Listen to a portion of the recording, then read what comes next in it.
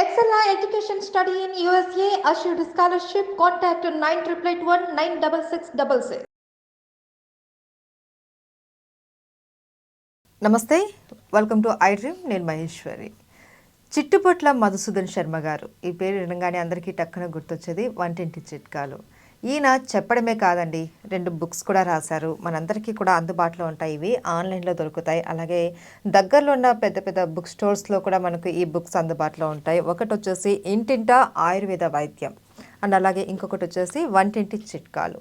So ఆయుర్వేదంలో దొరికేటటువంటి వనమూలికలతోటి ఎలా ఆయుర్వేద వైద్యం చేసుకోవాలి అండ్ అలాగే వంటింట్లో దొరికేటటువంటి వస్తువులతోటి ఎలాంటి వైద్యం చేసుకోవాలి అన్న కాన్సెప్ట్ మీద సార్ 2 బుక్స్ రాశారు. సో మీరందరూ కూడా ఇది తీసుకొని మీ ఇంట్లో పెట్టుకుంటే ఆరోగ్యాన్ని మీ ఇంట్లో కొని తెచ్చి పెట్టుకున్నట్లే ఉంటుంది. సో రైట్, ఇప్పుడు మనతో పాటు ఉన్నారు సార్. మరి ఈరోజు పేను కొరుకుడు, ఇది చాలామందికి వస్తూ ఉంటుంది. దానికి భయపడిపోతూ ఉంటారు. తలంతా కూడా ఈ పేను కొరికినట్టు అయిపోయి ఆ భాగం అంతా కూడా ఒక ఎంటీ అయిపోతూ ఉంటుంది, మచ్చలాగా ఏర్పడుతూ ఉంటుంది. సో దీనికి ఆయుర్వేదంలో కావచ్చు, అలాగే వంటింట్లో దొరికేటటువంటి వస్తువులతోటి మనం ఎలా ట్రీట్మెంట్ చేసుకోవాలి, వీటి గురించి సార్ని అడిగి తెలుసుకుందాం. నమస్తే సార్. నమస్తే సార్, పేను కొరుకుడు అంటూ ఉంటారు. సో ఏంటంటే చాలామంది పిల్లల్లో కూడా వస్తూ ఉంటుంది ఇది ఎక్కువగా కూడా. వాళ్ళు బయట పోలేరు, అదంతా కూడా ఒక ప్యాచ్ లాగా ఏర్పడిపోతూ ఉంటుంది. దీనికి మీరు చెప్పే వంటింటి చిట్కాలు ఏంటో మాకు తెలియజేస్తారా? చెప్తానమ్మా. నిజంగా పేను కొరుకుడు అని ఉంది కదమ్మా, చాలా మందికి ఇదే పేరు మీద ఆ సమస్యను వ్యవహరిస్తుంటారు. అవును, పేనుకి ఈ యొక్క సమస్యకి సంబంధం లేదు. చాలా మందికి తెలియక, ఎందుకంటే తల మీద జనరల్ ఇట్లాంటి సమస్య వస్తుంది కాబట్టి పేను కొరకడం వల్ల అలా అయ్యింది అనేసి అనుకుంటారమ్మా. దానికి సంబంధం లేదు. అదేమంటే ఒక వ్యాధి నిరోధక శక్తి తక్కువ ఉన్నటువంటి వాళ్ళలోనే ఈ సమస్య వస్తుందమ్మా. పేలకు దీనికి సంబంధం లేదు. దీన్నే ఆధునికంగా అలోపీషియా అనేటువంటి పేరుతో పిలుస్తుంటారమ్మా. అలోపీషియా ఏరియేటా అంటే ముఖ్యంగా ఎక్కువ శాతం మందిలో తల మీద అక్కడక్కడక్కడక్కడ ప్యాచెస్ ఏర్పడతాయి. హెయిర్ అంతా గుండ్రంటి కానీ ఇర్రెగ్యులర్ షేప్ లో ప్యాచెస్ ఏర్పడుతుంటాయి. ఆ భాగంలో వెంట్రుకలు రావు అనమాట.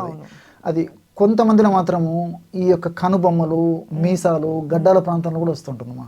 పేను కొరుకుడు అని చెప్పి చెప్తుంటారు దీన్ని. పేనుకి దీనికి సంబంధం లేదు. ఆయుర్వేద వైద్య విధానంలో ఇంద్రలుప్తం అనేటువంటి పేరుతో పిలుస్తారు. ఇంద్రలుప్తం వ్యాధి నిరోధక శక్తి తక్కువగా ఉన్నటువంటి వాళ్ళలోనే ఇది వస్తుంటుందమ్మా. రెండవది ఏంటంటే, దీనివల్ల నొప్పి కానీ, బాధ కానీ, పోటు కానీ, సలుపు కానీ, దురద కానీ అది ఇతరులకు రావడం కానీ ఎలాంటిది ఉండదమ్మా. అవును సార్, చాలా మందికి కనీసం వాళ్ళకి తలలో ఒక ప్యాచ్ వచ్చింది అన్నది ఎవరైనా చెప్తే గానీ తెలియదమ్మా. ఒకరి నుంచి ఒకరు కూడా రాదమ్మా ఇది.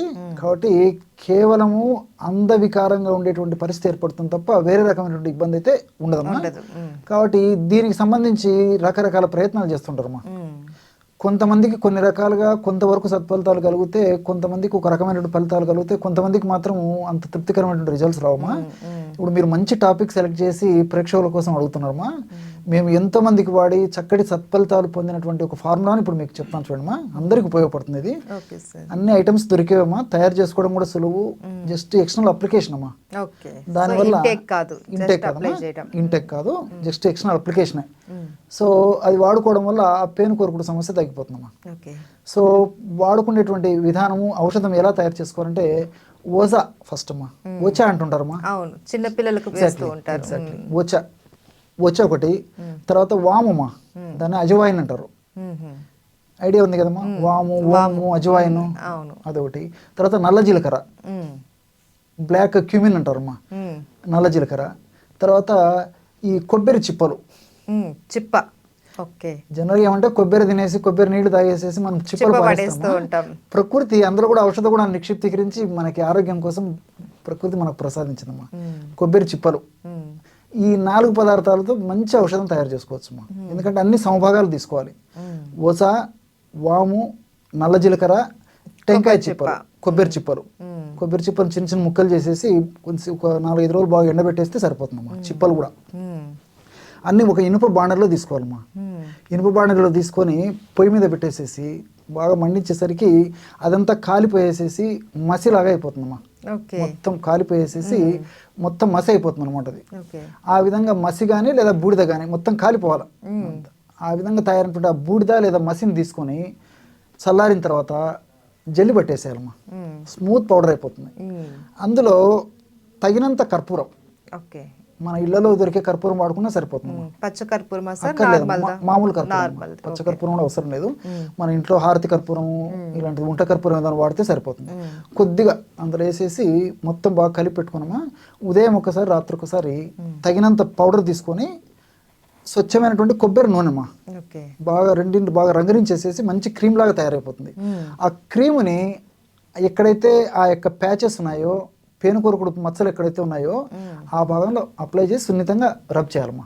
ఓకే. ఉదయం ఒకసారి సాయంత్రం ఒకసారి మసాజ్ లాగా చేయాలా సార్, లేకంటే అప్లై చేసి వదిలేయాలా? కొద్దిగా మైల్డ్గా మసాజ్ చేయాలమ్మా. ఓకే. ఈ విధంగా చేస్తే చాలా ఫాస్ట్గా ఈ వెంట్రుకలు వచ్చేస్తాయమ్మా. రెండవది ఏంటంటే వ్యాధి నిరోధక శక్తి తక్కువగా ఉన్నటువంటి వాళ్ళలోనే ఇట్లా వస్తుందని చెప్పాను కదమ్మా. దీనికోసం కావాలంటే 2 మాసాలు 3 మాసాలు మళ్ళా సమస్య పునరావృతం కాకుండా ఉండాలంటే మనకి మార్కెట్లో ఉసిరి పొడి దొరుకుతుందమ్మా. ఆమ్ల చూర్ణం అంటారు, ఉసిరి పొడిని ఆమ్ల చూర్ణం అంటారు. ఆమ్ల చూర్ణాన్ని ఒక పావు చెంచా నుంచి అర్ధ చెంచా వరకు, చిన్నపిల్లలు అయితే పావు చెంచా అంటే టీ స్పూన్ అమ్మా, కొంచెం పెద్ద వయసు వాళ్ళైతే అర్ధ చెంచా, ఆ పౌడర్ని తగిన నీళ్ళల్లో కానీ లేకపోతే పాలల్లో కానీ మజ్జిగలో కానీ కలిపి తీసుకోవాలమ్మా ఉదయం సాయంత్రం. ఈ విధంగా తీసుకోవడం వల్ల వ్యాధి అనేది పెరుగుతుందమ్మా. ఎప్పుడైతే బాడీలో ఇమ్యూనిటీ పెరిగిపోతుందో ఈ సమస్య మరలా పునరావృతం కాకుండా ఉంటుంది. అది లేకపోతే కొంతమంది ఆ ఒగురికి కొంతమంది చిన్నపిల్లలు ముఖ్యంగా తీసుకోలేనటువంటి పరిస్థితి ఏదైనా ఉంటే చవనప్రాశ అని చెప్పేసి దొరుకుతుందమ్మా. చవనప్రాశ ఆ పేరు మీరు వినే ఉంటారు. ఆ చవనప్రాశలో ప్రధానంగా ఉసిరిక కలుపుతారమ్మా. సో మంచి స్టాండర్డ్ కంపెనీ తయారు చేసేటువంటిది మనం విచారించుకొని తెచ్చుకున్నట్లయితే ఆ చవనప్రాశ ఆ యొక్క లేహ్యం హల్వాలా ఉంటుంది. ఒక అర చెంచా ఉదయము, అర చెంచా సాయంత్రం చప్పరించేసేసి పాలు తాగినా సరిపోతుందమ్మా. చిన్నపిల్లలు కానీ పెద్దవాళ్ళు కానీ హాఫ్ స్పూన్, పెద్దవాళ్ళు అయితే 1 స్పూన్ అమ్మా. ఇక్కడ చవనప్రాశ మాత్రం షుగర్ ఉన్నటువంటి వాళ్ళు, వెయిట్ ఉన్నటువంటి వాళ్ళు వాడకూడదు. అందులో కొద్దిగా స్వీట్ ఉంటుంది కాబట్టి వెయిట్ షుగర్ ఉన్నటువంటి వాళ్ళు వాడుకోకూడదు. మిగతా వాళ్ళందరూ వాడుకోవచ్చు. ఉసిరిక చూర్ణం అయితే ఇంకా అందరూ వాడుకోవచ్చు. అంటే ఉసిరికాయ చూర్ణం అన్నది డయాబెటిక్ వాళ్ళకి కూడా మంచిది. ఎగ్జాక్ట్లీ, వెయిట్ వాళ్ళకి మంచిది, డయాబెటీస్ వాళ్ళకి మంచిది, చిన్న పిల్లలకు మంచిది, రెసిస్టెన్స్ పెరుగుతుంది, సి విటమిన్ ఉంది కదమ్మా, ఇమ్యూనిటీ పెరుగుతుంది, మంచి యాంటీ ఆక్సిడెంట్ గా పనిచేస్తుంది, ముందు భవిష్యత్తులో జబ్బులు రాకుండా కూడా ఉపయోగపడుతుంది. Multi benefits ఉంటాయమ్మా. ఉసిరిక పొడి అందరూ వాడుకోవచ్చు. చవనప్రాశ మాత్రం ఈ వెయిట్ ఉన్నటువంటి వాళ్ళు, అదేవిధంగా షుగర్ ఉన్నటువంటి వాళ్ళు మినహాయించి అందరూ వాడుకోవచ్చు. ఓకే. అండ్ సార్, ఈ ఉసిరి చూర్ణం అన్నారు కదా, ఇది మనం ఇంట్లో ప్రిపేర్ చేసుకోవచ్చా? చేసుకోవచ్చమ్మా. ఇప్పుడు ముఖ్యంగా కార్తీక మాసంలో మనకు ఉసిరికాయలు దొరుకుతాయి. అవును, కార్తీక మాసంలో ఎక్కడ పడితే అక్కడ మార్కెట్లో దొరుకుతుంటాయి. మనం ఆ ఉసిరికాయలు తెచ్చుకున్నామా, బాగా 2 రోజులు 3 రోజులు కొంచెం ఎండలో పెట్టేసేస్తే పగిలినట్లు అనిపిస్తాం కాయలు. ఆ పగుళ్ళు వచ్చినప్పుడు మనం లోపల విత్తనం తీయడం ఈజీ అమ్మా, చాలా మందికి తెలియదు. అది పచ్చివి తీసుకొచ్చి కొట్టి వేస్ట్ చేసేసి గుజ్జ కొంతంత వేస్ట్ అయిపోయి చిట్లేసి అట్లా జరుగుతుంటుందమ్మా. సింపుల్ మెథడ్ చెప్తాం చూడండి. మనం ఉసిరికాయలు తెచ్చుకొని బాగా 2 రోజులు కానీ 3 రోజులు కానీ అవసరమైతే 4 రోజులైనా సరేమ్మా ఎండకు పెట్టాలమ్మా. ఎండ పెడితే సడలిపోతుంది అనమాట. అది ఆ సడలిపోయినప్పుడు జస్ట్ అట్లా క్రష్ చేస్తే ఆ విత్తనం కూడా వచ్చేస్తుంది. ఆ పైన పెచ్చులు నీట్గా వచ్చేస్తాయి. ఆ పెచ్చులను బాగా ఎండబెట్టేసేసి ఒక కంటైనర్ నిల్వ ఉంచుకున్నామా, పౌడర్ చేసుకొని వాడుకోవచ్చు. దంచుకొని కానీ లేకపోతే మిక్సీలో వేసుకొని పౌడర్ చేసుకొని వాడుకోవచ్చు. ఇది ఇంకా ఈ జబ్బుకు వాడచ్చు, ఈ జబ్బుకు వాడకూడదు అనేటువంటిది ఏం లేదమ్మా. సమస్తమైనటువంటి వ్యాధుల మీద పనిచేస్తామా. ఇమ్యూనిటీ పెరిగితే చాలా రకాల రోగాలకు కూడా దరికి రానియవు అనేసి అంటూ ఉంటారు. అంతే కదమ్మా. ఇమ్యూనిటీ ఎప్పుడైతే పెరిగిపోయిందో ఉన్న జబ్బులు తొందరగా తగ్గిపోతాయి, జబ్బులు రాకుండా కూడా ఉపయోగపడుతుంది. కాబట్టి ఇంచుమించు అన్ని వ్యాధులకు ఇది సమస్త చక్కటి పరిష్కారం చూపుతుందమ్మా. ఇది లేకపోతే ఒకవేళ అట్లా ఏదన్నా కార్తీక మాసం మిస్ అయిపోయి మనం ఒకవేళ సేకరించుకోలేకపోతే ఉసిరి పెచ్చులు ఎండినవి దొరుకుతాయమ్మా మార్కెట్లో. సో ఉసిరి పెచ్చులు తెచ్చుకొని ఫ్రెష్గా మనం పౌడర్ తయారు చేసుకుని వాడుకుంటే చాలా చాలా మంచిదమ్మా. అవును సార్, పేను కొరకుడికే కాకుండా ఇది కొంతమందికి తల్లో ఏదైనా దెబ్బ తగిలి ప్యాచ్ లాగా ఉంటుంది, అక్కడ యూజ్ చేసిన ఏమైనా ఫలితం ఉంటుందా? అంటే హెయిర్ రూట్ పూర్తిగా డ్యామేజ్ అయితే ఆ కండిషన్లో అయితే ఆశించినటువంటి ఫలితాలు కలగమ్మా. హెయిర్ రూట్ డ్యామేజ్ కాకపోతే ఇదే ఔషధాన్ని మీరు అన్నట్లు అప్లై చేయడం వల్ల మళ్ళీ హెయిర్ గ్రోత్ వచ్చేస్తుంది అక్కడ. ఓకే, సో హెయిర్ గ్రోత్ కూడా ఇది మంచిగా వాడుకోవచ్చు, చాలా చక్కగా పనిచేస్తుంది. నార్మల్ హెయిర్ గ్రోత్ కి కూడా వాడుకోవచ్చు. నార్మల్ హెయిర్ గ్రోత్ కి అంత ఉపయుక్తకరంగా ఉండదమ్మా. ఇట్లా ఈ ఇట్లాంటి సమస్య ఉన్నప్పుడు ఏదన్నా అట్లా ప్యాచెస్ ఉన్నప్పుడే జనరల్ వాడుకుంటారమ్మా. ఎందుకంటే ఇప్పుడు ఈ కొబ్బరి చిప్పల్లో మనం కాల్చినప్పుడు విధమైన యాష్ క్షారం కదమ్మా, ఆ క్షారాన్ని హెయిర్స్కి అంతా అప్లై చేయడం కూడా అంత మంచిది కదమ్మా. మళ్ళీ అంటే చాలా మంది ఏమనుకుంటారంటే సార్, నేను ఎందుకు అడిగానంటే ఓకే ఆ ప్యాచ్ దగ్గర పెడితే వచ్చేస్తుంది కాబట్టి మనం మొత్తం అప్లై చేస్తే ఇంకా మనకి ఎక్కువ హెయిర్ వచ్చేస్తుంది అన్నట్టు వాడేస్తూ ఉంటారు.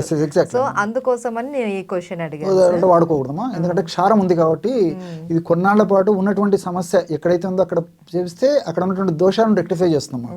అక్కడ ఏ దోషం అయితే ఇబ్బంది పెట్టి దోషం ప్రకోపించి అక్కడ రక్తం బ్లడ్ సర్క్యులేషన్ సరిగ్గా జరగక పోషకాంశాలు సరిగ్గా జరగక సమస్య ఎక్కడైతే ఉందో అక్కడ కొన్నాళ్ళు వాడుకోవచ్చు, కానీ ఎక్కువ రోజులు కంప్లీట్గా హెయిర్ పెరిగేందుకు మాత్రం ఇది అడ్వైజబుల్ కాదమ్మా. మిగతా అనేక మెడిసిన్స్ ఉన్నాయి, అలాంటి మెడిసిన్స్ వాడుకుంటే సరిపోతుందమ్మా. ఇప్పుడు మందార ఉంది, కలబంద ఉంది, మెంతులు ఉన్నాయి, అదేవిధంగా తర్వాత మినుములు ఉన్నాయి, ఇలాంటి అనేక రకాలు ఉన్నాయమ్మా. కావాలంటే వాటితో ఏదైనా మెడిసిన్ తయారు చేసుకుని వాడుకోవచ్చు, కానీ బృంగరాజు ఉంది, కాటుకాకు అంటారు కదమ్మా, ఇలాంటివి అనేక ఉన్నాయమ్మా. కాబట్టి వాటితో వాడుకోవచ్చు, కానీ ఇది మాత్రం జనరల్ డాక్టర్స్ వాడరమ్మా ఇది. Okay, thank you so much sir.